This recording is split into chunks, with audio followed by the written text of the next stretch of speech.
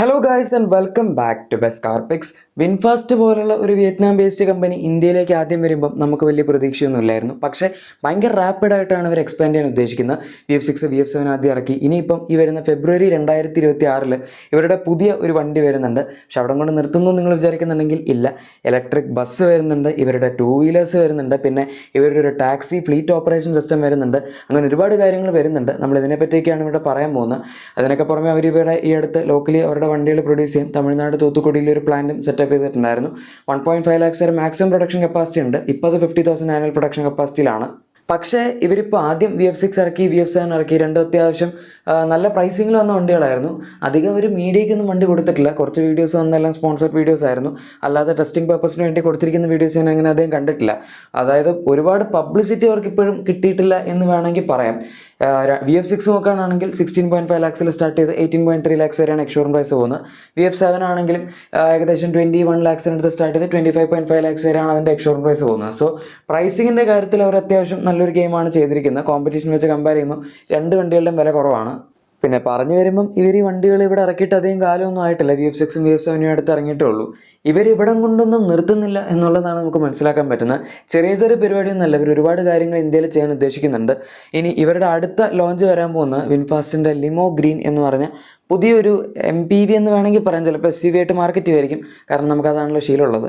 ഇതൊരു 7 seater MPV ആയിട്ടാണ് അവർ പുറത്തൊക്കെ കൊടുക്കുന്നത്. ഇന്തോനേഷ്യയിലും പിന്നെ തായ്ലൻഡ്, അതുപോലെ അവരുടെ ഹോം മാർക്കറ്റായ വിയറ്റ്നാം എല്ലായിടത്തും വണ്ടി വിൽക്കുന്നുണ്ട്. ഇന്ത്യയിലും ഇങ്ങനെ ടെസ്റ്റിംഗ് ഇമേജ് നമ്മൾ കണ്ടിട്ടുണ്ടായിരുന്നു. ഈ വണ്ടി എന്ന് പറഞ്ഞാൽ ബേസിക്കലി ഭയങ്കര സിമ്പിൾ ആയിട്ടുള്ളൊരു ഡിസൈനിൽ വരുന്ന വണ്ടിയാണ്. നമ്മൾ VF6 VF7 ഒക്കെ കണ്ട പോലെ ഒരു കണക്റ്റഡ് DRL പോലത്തെ എലമെൻറ്റ് കൊടുത്തിട്ടുണ്ട്. നടുവിൽ പക്ഷേ ക്രോമാണ്. വിൻഫാസ്റ്റിൻ്റെ ലോഗോ ഉണ്ട്. LED ലൈറ്റ്സും കാര്യങ്ങളൊക്കെ ഉണ്ട്. ഫ്രണ്ടിലത്തെ ലുക്ക് ആണെങ്കിലും അങ്ങനെ പ്രത്യേകിച്ച് ഭയങ്കര എക്സ്ട്രാ ഓർഡിനറി ആയിട്ടുള്ളൊന്നുമില്ല, സിമ്പിളായിട്ടാണ് വെച്ചിരിക്കുന്നത്. ത്രോട്ട് ബോഡി ക്ലാഡിംഗ് ഒക്കെ ഉണ്ട്. പിന്നെ ഈ വണ്ടിയുടെ സൈസ് ആണെങ്കിലും നിങ്ങൾക്ക് ഫോട്ടോസിൽ കാണുമ്പോൾ എത്ര തോന്നും എന്നെനിക്കറിയില്ല, പക്ഷേ നല്ല സൈസ് ഉണ്ട്. ഇതിന് 4.7 മീറ്റേഴ്സിന് മുകളിൽ, അതായത് 4740 മില്ലിമീറ്റേഴ്സിന് അടുത്ത് ലെങ്ത് വരുന്നുണ്ട്. പിന്നെ വിട്ട് ആണെങ്കിലും 1872 മില്ലിമീറ്റേഴ്സാണ് വരുന്നത്. അത് അത്യാവശ്യം നല്ല വീതിയുണ്ട്. പിന്നെ ഈവൻ നമ്മൾ വീൽ ബേസ് എടുക്കുകയാണെങ്കിലും 2840 മില്ലിമീറ്റേഴ്സ്, അതും ഭയങ്കര കൂടുതലാണ്. പ്രത്യേകിച്ച് 7 സീറ്ററും കൂടെ ആകുമ്പോഴേക്കും 2.8 മീറ്റേഴ്സിന് മുകളിൽ വീൽ ബേസ് എന്ന് പറഞ്ഞാൽ ഏകദേശം ഒരു ഹൈ ക്രോസിൻ്റെ ടെറിട്ടറിയിലോട്ടൊക്കെ വണ്ടി കയറി എന്ന് പറയാം ഡയമെൻഷൻസിൻ്റെ കാര്യത്തിൽ. പിന്നെ വീൽസ് 18 ഇഞ്ചാണ്. ഈ സൈസും ഒരു മൊത്തത്തിലുള്ള അപ്പിയറൻസ് ഒക്കെ വെച്ച് നോക്കുമ്പോൾ വീൽസ് കുറച്ച് അണ്ടർടയർഡ് ആയിട്ട് തോന്നും. 18 ഇഞ്ചാണെങ്കിൽ അത്രയും കണ്ടാൽ ഫീൽ ചെയ്യില്ല. പക്ഷേ എഗെയിൻ ഈ വണ്ടിയിലൂടെ അവർ ഉദ്ദേശിക്കുന്ന ഭയങ്കര സ്പോർട്ടി ലുക്കൊന്നും അല്ല, ജസ്റ്റ് ഒരു കംഫർട്ടബിൾ ആയിട്ടുള്ള 7 സീറ്റർ വണ്ടി ഓർ ഒരു 7 സീറ്റർ MPV എന്നുള്ള രീതിയിലാണ്. അല്ലാതെ ഫ്ലാഷി ആയിട്ടുള്ള സാധനങ്ങളൊന്നും തന്നെ സൈഡിലില്ല. ഫ്ലഷ് ഫിറ്റിംഗ് ഡോർ ഹാൻഡിൽസ് ഇല്ല. ഭയങ്കര മറ്റേ മിറേഴ്സ് ഭയങ്കര സ്റ്റൈലൈസ്ഡ് ഒന്നുമല്ല, നോർമലാണ് ഈ വണ്ടി വരുന്നതെല്ലാം. ചാർജിങ് പോയിന്റ് വരുന്ന സൈഡിലായിട്ടാണ്. ഇനി ബാക്കിലേക്ക് വരികയാണെങ്കിൽ നമുക്ക് ഫ്രണ്ടിൽ കണ്ടതുപോലെ തന്നെ കണക്റ്റഡ് DRLs വരുന്നുണ്ട്. നടുവിൽ വിൻഫാസ്റ്റിൻ്റെ ലോഗോ ഉണ്ട്. താഴത്തെ ഇൻഡിക്കേറ്റേഴ്സ് ഉണ്ട്, അതായത് ടെയിൽ ലാമ്പിൻ്റെ തൊട്ട് താഴത്തായിട്ട് ഇൻഡിക്കേറ്റേഴ്സ് ഉണ്ട്. പിന്നെ ഫേക്ക് എയർ വെൻറ്റിൻ്റെ ഒരു ഡിസൈൻ വരുന്നുണ്ട്. ബമ്പേഴ്സിലായിട്ടാണ് നമ്മുടെ റിഫ്ലക്റ്റേഴ്സ് പ്ലേസ് ചെയ്തിരിക്കുന്നത്. ലിമോ ഗ്രീൻ്റെ ബാഡ്ജിങ് ഉണ്ട്. ഇത്രേ ഉള്ളൂ ബാക്കിൽ, അല്ലാണ്ട് വേറെ ഒരുപാട് ഫ്ലാഷ് ആയിട്ടുള്ള സംഭവങ്ങളൊന്നുമില്ല. പിന്നെ ഇതിനകത്ത് ഇലക്ട്രോണിക് ടെയിൽ ഗേറ്റ്, അതായത് പവർ ടെയിൽ ഗേറ്റ് അങ്ങനത്തെ സംഭവങ്ങളൊന്നും കൊടുത്തിട്ടില്ല. ബാക്കിൽ ഒരു ചെറിയ സ്പോയിലർ ഉണ്ട്. പിന്നെ ഒരു വൈപ്പർ, വാഷർ, ഡിഫോഗർ അങ്ങനത്തെ സംവിധാനങ്ങളൊക്കെ കൊടുത്തിട്ടുണ്ട്. അത്രേ ഉള്ളൂ. ഇനി ഇൻറ്റീരിയറിലോട്ട് വരികയാണെങ്കിൽ ഇതും വളരെ സിമ്പിളായിട്ടുള്ളൊരു പ്ലെയിൻ ഇൻറ്റീരിയറാണ്. ഇപ്പോൾ ഇതിൻ്റെ അകത്ത് കാണുന്നത് പുറത്ത് വരുന്ന വണ്ടി ആയതുകൊണ്ടും കുറച്ച് സ്പെക്ക് കുറഞ്ഞ വണ്ടി ആയതുകൊണ്ടും സ്റ്റിയറിംഗ് മോഡ് കൺട്രോൾസും കാര്യങ്ങളൊന്നും ഇല്ല. പക്ഷേ നമുക്ക് ഇന്ത്യയിലേക്ക് വരുമ്പം കുറച്ചും കൂടെ അപ്ഡേറ്റഡ് ആയിട്ടായിരിക്കും വണ്ടി വരുന്നത്. സ്റ്റിയറിങ്ങിനകത്ത് കൺട്രോൾസ് ഒക്കെ ഉണ്ടാവും. പിന്നെ ലെതർ റാപ്ഡ് സ്റ്റിയറിംഗ് ആയിരിക്കും ഇതിൻ്റെ അകത്ത്. പിന്നെ നമ്മൾ വരുന്ന ക്ലസ്റ്ററും ഡാഷ്ബോർഡൊക്കെ നോക്കുകയാണെങ്കിൽ അതൊക്കെ ഏകദേശം സെയിം ആയിരിക്കും. ബൈ ദ വേ ഇതിന് ഒരു ഇൻസ്ട്രുമെൻ്റ് ക്ലസ്റ്റർ ആയിട്ടൊന്നും എവിടെയും അവർ കൊടുക്കാറില്ല. നമുക്കിപ്പോൾ ഇന്ത്യയിലാണെങ്കിലും VF6 VF7 രണ്ടും ക്ലസ്റ്റർ ഇല്ല, അതിന് ഒരു HUD ആണുള്ളത്. ആ സെയിം HUD ഈ വണ്ടിയിലും വരും എന്നാണ് പറയുന്നത്. പിന്നെ ഇതിൻ്റെ സെൻറ്റർ കൺസോൾ ഡിസൈനൊക്കെ നിങ്ങൾക്ക് കാണാം. അതുപോലെ ഡോർസിൻ്റെ ഡിസൈൻ കാണാം.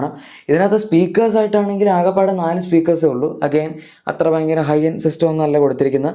സെൻറ്റർ കൺസോൾ വണ്ടിക്ക് നല്ല വീതി ഉള്ളതുകൊണ്ട് നടുവിലത്തെ പാനലിന് നല്ല വീതിയുണ്ട്. അത് നമുക്ക് കാണാം. രണ്ടുപേരും അത്യാവശ്യം നല്ലൊരു ഡിസ്റ്റൻസിലാണ് ഡ്രൈവറും കോ ഡ്രൈവറും ഇരിക്കുന്നത്. ആൻഡ് ഈവൻ നമ്മുടെ സ്റ്റിയറിംഗ് വീലാണെങ്കിൽ പോലും ഫ്ലാറ്റ് ബോട്ടം ഫിനിഷിലൊക്കെയാണ് കൊടുത്തിരിക്കുന്നത്. AC വെൻസിൻ്റെ ഡിസൈനൊക്കെ അത്യാവശ്യം നന്നായിട്ട് കവർ ചെയ്ത് ഒരൊറ്റ ലൈനിൽ തന്നെ അറേഞ്ച് ചെയ്ത് പോകുന്നുണ്ട്. ആൻഡ് ഇവിടേക്ക് വരുമ്പോഴേക്കും കുറച്ചും കൂടെ മെറ്റീരിയൽസ് അവർ ഇമ്പ്രൂവ് ആയിരിക്കും. ഇതിനകത്തൊക്കെ വളരെ ബേസിക് മെറ്റീരിയൽസാണ് അവർ ഉപയോഗിച്ചിരിക്കുന്നത്. നടുവിലായിട്ട് നോക്കിയാൽ നമുക്ക് ഡ്രൈവ് മോഡ് കൺട്രോൾ കാണാം. അതുപോലെ പാർക്കിംഗ് ബ്രേക്കിൻ്റെ കൺട്രോൾ, പിന്നെ 2 കപ്പ് ഹോൾഡർ ഉണ്ട്. വയർലെസ് ചാർജർ ഇവിടെ എന്തായാലും വരും. പിന്നെ ആംബ്രസ്റ്റിൻ്റെ അകത്ത് സ്റ്റോറേജ്, അവിടെ കുറച്ച് ഏരിയ ഒക്കെ കാണാം. ഇതും ചെറിയൊരു ഗ്ലോസി ബ്ലാക്ക് ഏരിയ നമ്മുടെ ഡ്രൈവ് മോഡ് സെലക്ടറിൻ്റെ അവിടെ ആയിട്ട് കൊടുത്തിട്ടുണ്ട്. അതുമാത്രം ഒരു ഇച്ചിരി പ്രീമിയം എലമെൻ്റ് ആയിട്ട് പറയാനുള്ളൂ. ബാക്കിയെല്ലാം ഇവിടെ ഭയങ്കര ബേസിക് ആണ്. പിന്നെ ഇൻഫോടൈം സിസ്റ്റം ആണെങ്കിലും ഭയങ്കര ഫ്ലാഷി ഒന്നുമല്ല. നമുക്കൊരു നോർമൽ റിയർ ക്യാമറയാണ് ഇതിനകത്ത് കിട്ടുന്നത്. ഇന്ത്യയിൽ ചിലപ്പോൾ 360 വരെ കൊടുക്കുമായിരിക്കും. 10.1 ഇഞ്ചസിൻ്റെ ഹെഡ് യൂണിറ്റ് ആണ് വരുന്നത്. അതേ പറഞ്ഞ് അത്ര വലിയ സംഭവം ഒന്നുമല്ല. നമുക്ക് ഇവിടെ പൊതുവെ അവർ കുറച്ചും കൂടെ വലിയ സൈസാണ് കൊടുക്കുന്നത്. ഇനി ഇതിൻ്റെ സീറ്റ്സിലേക്ക് വരികയാണെങ്കിൽ ഇതിപ്പോൾ നിങ്ങൾ കാണുന്ന നോർമൽ ഫാബ്രിക് അപ്പോൾസ്റ്ററുള്ള സീറ്റ്സാണ്. സീറ്റ്സിൻ്റെ ഡിസൈനൊക്കെ ഇന്ത്യയിലും സെയിം തന്നെയായിരിക്കും. പക്ഷേ ഇവിടേക്ക് വരുമ്പോഴേക്കും പുറത്തില്ലാത്ത വെന്റിലേഷൻ, ഇലക്ട്രിക് ഫംഗ്ഷൻ അതൊക്കെ ഉണ്ടാവും എന്ന് പറയുന്നു. പക്ഷേ അതൊക്കെ ജസ്റ്റ് റൂമേഴ്സാണ്. കാരണം ഇന്ത്യയിലേക്ക് വരുമ്പോൾ അവർ വളരെ ബേസിക് ആയിട്ടുള്ളൊരു വണ്ടി കൊണ്ടുവന്നു കഴിഞ്ഞാൽ എന്തായാലും ആരും വാങ്ങില്ല. അപ്പോൾ പിന്നെ ഇപ്പോഴത്തെ വണ്ടികൾ അവർ കൊടുക്കുന്ന പോലെ കുറച്ച് ഫീച്ചേഴ്സൊക്കെ കൊടുത്താൽ ആൾക്കാർ വാങ്ങുള്ളൂ. സീറ്റ്സിൻ്റെ ഡിസൈൻ ആസ് സച്ച് കുഴപ്പമൊന്നുമില്ല. ഇപ്പോൾ ബാക്കിലാണെങ്കിലും നമുക്ക് 3 അഡ്ജസ്റ്റബിൾ ഹെഡ് റെസ്റ്റുകളും 3 പോയിൻറ്റ് സീറ്റ് ബെൽറ്റും കാര്യങ്ങളൊക്കെ കിട്ടുന്നുണ്ട്. ആൻഡ് സ്പേസ് ആണെങ്കിലും അത്യാവശ്യം ഡീസൻ്റ് ആണ്. ഇത്രയും വലിയ വണ്ടിയാണല്ലോ.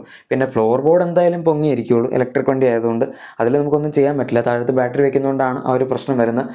അതുപോലെ തേർഡ് റോ സീറ്റ്സ് ആണെങ്കിലും ഇതിൻ്റെ അകത്ത് 2 പേർക്ക് വേണമെങ്കിൽ ഇരിക്കാം എന്നുള്ള രീതിയിലാണ് അവർ കൊടുത്തിരിക്കുന്നത്. ഇത് നമുക്ക് യൂസ്ഫുൾ ആണോ എന്ന് ചോദിച്ചാൽ പൊതുവേ ഇലക്ട്രിക് വണ്ടികളിൽ തേർഡ് റോ കുറച്ച് അൺയൂസബിൾ ആണ് ഫ്ലോർ ബോർഡിൻ്റെ പ്രശ്നം കൊണ്ട്.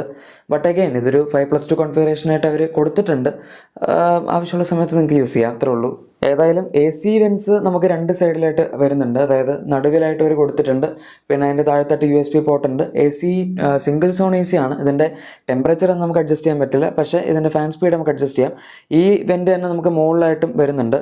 ഓട്ടോമാറ്റിക് ക്ലൈമറ്റ് കൺട്രോളൊക്കെ അവൈലബിൾ ആണ്. പക്ഷെ അത് ഫ്രണ്ടിൽ നിന്ന് സെറ്റ് ചെയ്യാനേ ഉള്ളൂ. ബാക്കിലേക്ക് വേറെ ടെമ്പറേച്ചർ സെറ്റ് ചെയ്യാൻ പറ്റില്ല എന്നാണ് ഞാൻ ഉദ്ദേശിച്ചത്. സോ അത്രയൊക്കെയാണ് ബേസിക് ആയിട്ട് ഇതിനകത്ത് കിട്ടുന്ന ഫീച്ചേഴ്സ്. ഇനി പവർ ഓപ്ഷൻസ് എടുക്കുകയാണെങ്കിൽ ഇൻ്റർനാഷണലി ഇതിനകത്തൊരു 60.1 kWh ബാറ്ററി പാക്കാണ് അവർ കൊടുത്തിരിക്കുന്നത്. ഈ വണ്ടി ബേസിക്കലി ഫ്രണ്ട് വീൽ ഡ്രൈവ് ആണ്. Rear wheel drive configuration, all wheel drive configuration അതൊന്നും ഇതിനകത്ത് കിട്ടുന്നില്ല. ആൻഡ് 198 bhp 280 Nm ടോർക്കുമാണ് ജനറേറ്റ് ചെയ്യുന്നത്. NEDC ക്ലെയിംഡ് റേഞ്ച് വരുന്നത് 450 km ആണ്. ആൻഡ് ബാറ്ററി പാക്കൊക്കെ കൺസിഡർ ചെയ്യുകയാണെങ്കിൽ ഏകദേശം ഒരു 400-350 അതിൻ്റെ ഇടയിലൊക്കെ ആയിട്ടായിരിക്കും ഇതിന് റിയൽ ലൈഫ് റേഞ്ച് കിട്ടുന്നത്. അത് അത്യാവശ്യം ഡീസൻ്റ് ആയിട്ടുള്ള ഒരു റേഞ്ചായിട്ട് നമുക്ക് പറയാം. ഇത്രയൊക്കെ നമുക്കിപ്പോൾ പറയാനുള്ളൂ ഈ വണ്ടിയെപ്പറ്റി. ഞാൻ പിന്നെ ലോഞ്ച് ഓൾറെഡി പറഞ്ഞായിരുന്നു. ഫെബ്രുവരി 2026 അവർ വണ്ടി ഇവിടെ കാണിക്കാൻ പോകുന്നത്. അത് കഴിഞ്ഞ് പിന്നെ 1-2 മാസം കൊണ്ടൊക്കെ ലോഞ്ച് ചെയ്യുമായിരിക്കും. ഇനി ഇവരുടെ മെയിൻ പരിപാടികൾ എന്തൊക്കെയാണെന്ന് ഞാൻ പറഞ്ഞുതരാം. ഈ വണ്ടി ഇറക്കുക എന്നുള്ളതല്ല ഇവരുടെ മെയിൻ ഉദ്ദേശം. ഒരുപാട് കാര്യങ്ങൾ ഇവർ ചെയ്യാൻ ഉദ്ദേശിക്കുന്നുണ്ട്. ഫസ്റ്റ് ഓഫ് ഓൾ GSM എന്ന് പറഞ്ഞ ഒരു പുതിയ fleet taxi operation system. GSM എന്ന് പറഞ്ഞാൽ അവർ ഉദ്ദേശിക്കുന്ന ഗ്രീൻ ആൻഡ് സ്മാർട്ട് മൊബിലിറ്റി എന്നാണ്. പുറത്തൊക്കെ അവർ വിയറ്റ്നാമിലൊക്കെ ചെയ്യുന്നൊരു പരിപാടിയാണ്. അത് അവർക്ക് ഇന്ത്യയിലും ചെയ്യണം എന്നുണ്ട്. നമ്മളിപ്പോൾ ഊബർ, ഓല, റാപ്പിഡോ അങ്ങനത്തെ സംഭവങ്ങളൊക്കെ കാണുന്നുണ്ടല്ലോ. അത് വിൻഫാസ്റ്റിൻ്റെ തന്നെ വണ്ടികൾ വെച്ച് GSM എന്ന് പറഞ്ഞ ഒരു ഇതിൻ്റെ അകത്ത് ഓപ്പറേഷൻസിനകത്ത്, അതായത് ആപ്പ് വെച്ച് അല്ലാതെ നമുക്കൊക്കെ കൺട്രോൾ ചെയ്യാൻ പറ്റുന്ന രീതിയിലാണ് അവർ ചെയ്യാൻ പോകുന്നത്. സോ അങ്ങനത്തെ ഒരു സിസ്റ്റം വരുന്നുണ്ട്. അതിന് ഈ വണ്ടി 7 സീറ്റർ ആയതുകൊണ്ട് ഇത് ഉപയോഗിക്കും. ഇവരുടെ മറ്റ് 2 വാഹനങ്ങളും അവർ ഉപയോഗിക്കും. സോ അതിനുവേണ്ടി അത്യാവശ്യം നല്ലൊരു വൈഡ് നെറ്റ്വർക്ക് അവർ ഡെവലപ്പ് ചെയ്യുന്നുണ്ട്. അതിന് പുറമെ വിൻഫാസ്റ്റിൻ്റെ ഇലക്ട്രിക് വണ്ടികൾ, അതായത് 2 വീലേഴ്സ് കാറ്റഗറിയിലും അവർ എൻ്റർ ചെയ്യാൻ ഉദ്ദേശിക്കുന്നുണ്ട്. നമ്മുടെ ബൈക്ക് ആയിക്കോട്ടെ, സ്കൂട്ടർ ആയിക്കോട്ടെ, അതൊക്കെ ഇപ്പോൾ അത്യാവശ്യം നല്ലതായിട്ട് പൊങ്ങി വരുന്നൊരു ഇൻഡസ്ട്രിയാണ്. കാറുകൾ ആൾക്കാർ അത്യാവശ്യം പ്രിഫർ ചെയ്യുന്നുണ്ടെങ്കിലും 2 വീലേഴ്സാണ് കൂടുതലും ഇലക്ട്രിക്കൽ പ്രിഫർ ചെയ്യാറുള്ളത്. പൊതുവേ നമ്മളിപ്പോൾ സെയിൽസ് വെച്ച് കമ്പയർ ചെയ്യുകയാണെങ്കിലും ഓല ആയിരുന്നു ഏറ്റവും ബെസ്റ്റ് സെല്ലിങ്. അതിപ്പോൾ പതുക്കെ താഴത്തേക്ക് ഇറങ്ങി വരുന്നുണ്ട്. അത് അവരുടെ കണ്ടീഷൻ കാരണമാണ്. പക്ഷെ എന്നാലും ഈത്തര TVS എല്ലാം അത്യാവശ്യം ഡീസൻ്റായിട്ട് ഇലക്ട്രിക് വണ്ടികൾ വിറ്റ് വരുന്നുണ്ട് സ്കൂട്ടേഴ്സിൻ്റെയും ബൈക്സിൻ്റെയൊക്കെ കാര്യത്തിൽ. ഇവിടം കൊണ്ട് ഇവരുടെ പ്ലാൻ തീർന്നു എന്ന് നിങ്ങൾ വിചാരിക്കുന്നുണ്ടെങ്കിൽ ഇപ്പോഴും തീർന്നിട്ടില്ല. ഇനി ഇതിനൊക്കെ പുറമെ ഇലക്ട്രിക് ബസ്സുകൾ അത് അവർ പല സ്ഥലങ്ങളിലും വിൽക്കുന്നുണ്ട്. ഇവിടെയും ചില ഗവൺമെൻറ്റുകളായിട്ട് തീരുമാനിച്ചു, അതായത് നമ്മുടെ തമിഴ്നാട്, മഹാരാഷ്ട്ര, ഉത്തർപ്രദേശ്, ആന്ധ്രാപ്രദേശ്, തെലങ്കാന അങ്ങനെ പല സംസ്ഥാനങ്ങളായിട്ട് കൊളാബറേറ്റ് ചെയ്ത് ഇലക്ട്രിക് ബസ്സുകൾ ഇന്ത്യയിൽ ഇറക്കാനും ഒരു പ്ലാൻ ചെയ്യുന്നുണ്ട്. 6 മുതൽ 12 മീറ്റർ നീളമുള്ള ബസ്സുകൾ വരെ വിൻഫാസ്റ്റിന് അവൈലബിൾ ആണ്. ആൻഡ് 250 കിലോമീറ്റേഴ്സ് വരെ ഏകദേശം റേഞ്ച് കിട്ടുന്ന ബസ്സുകളാണത്. മൊത്തത്തിലുള്ള ഇവരുടെ ഈ $2 ബില്യൺ ഇൻവെസ്റ്റ്മെൻറ്റ്, 2 ബില്യൺ എന്ന് പറയുമ്പോൾ സത്യം പറഞ്ഞാൽ 16,000 കോടി രൂപയാണ്. നേരത്തെ അത് കൺവേർട്ട് ചെയ്തെന്ന് ഞാൻ പറഞ്ഞില്ലായിരുന്നു. ഇത്രയും വലിയൊരു ഇൻവെസ്റ്റ്മെൻറ്റ് ഈ പറഞ്ഞ എല്ലാ കാര്യങ്ങൾക്കും കൂടിയാണ് പോയിരിക്കുന്നത്. പിന്നെ അതിന് പുറമെ എല്ലാ 6 മാസത്തിലും ഒരു വണ്ടി എന്നുള്ളൊരു ടാർഗറ്റിലാണ് ഇവരിപ്പോൾ നീങ്ങിക്കൊണ്ടിരിക്കുന്നത്. അതായത് ഭയങ്കര ഫാസ്റ്റ് പേസ്ഡ് ആയിട്ടാണ് ഇവർ ഇന്ത്യൻ മാർക്കറ്റിനെ ടാർഗറ്റ് ചെയ്തുകൊണ്ടിരിക്കുന്നത്. ജസ്റ്റ് 2 വണ്ടി ഇറക്കി, ഇനിയിപ്പോൾ നമുക്ക് അടുത്തൊരു 1.5 വർഷം അല്ലെങ്കിൽ 1-2 വർഷം കഴിഞ്ഞ് ബാക്കി കമ്പനികളൊക്കെ ചെയ്യുന്നതല്ല, അങ്ങനെ ഇറക്കാം എന്ന് വിചാരിച്ചിട്ടല്ല.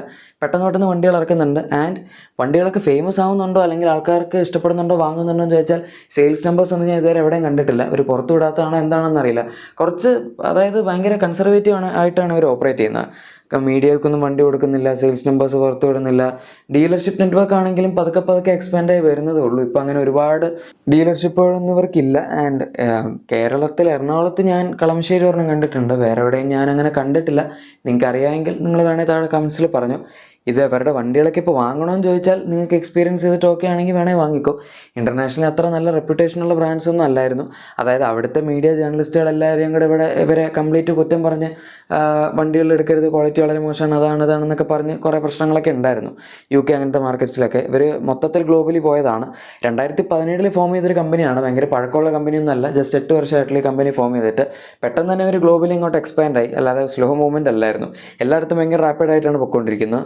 എന്തായാലും ഗൈസ്, ഇതാണ് നമ്മുടെ ഇന്നത്തെ വീഡിയോ. നിങ്ങൾക്ക് ഇതിനെപ്പറ്റി എന്തെങ്കിലും പറയാനുണ്ടെങ്കിൽ തീർച്ചയായും താഴെ കമൻസിൽ പറയാം. പിന്നെ നിങ്ങളുടെ എക്സിസ്റ്റിംഗ് വാഹനത്തിന് എന്തെങ്കിലും ആക്സറീസോ ക്ലീനിങ് പ്രൊഡക്ട്സ് ഒക്കെ വേണമെങ്കിൽ നമ്മുടെ ഡിസ്ക്രിപ്ഷൻ അല്ലെങ്കിൽ പ്രൊഡക്ട്സ് ചാനൽ തീർച്ചയായും ചെക്കൗട്ട് ചെയ്തേക്കുക. വീഡിയോ ഇഷ്ടപ്പെട്ടെങ്കിൽ മറക്കാതെ തന്നെ ലൈക്കും സബ്സ്ക്രൈബും ഷെയറും കൂടെ ചെയ്ത് നമ്മളെ സപ്പോർട്ട് ചെയ്യുക. നമുക്ക് മറ്റൊരു വീഡിയോയിൽ കാണാം. അതുവരെ thank you for watching my video and good bye.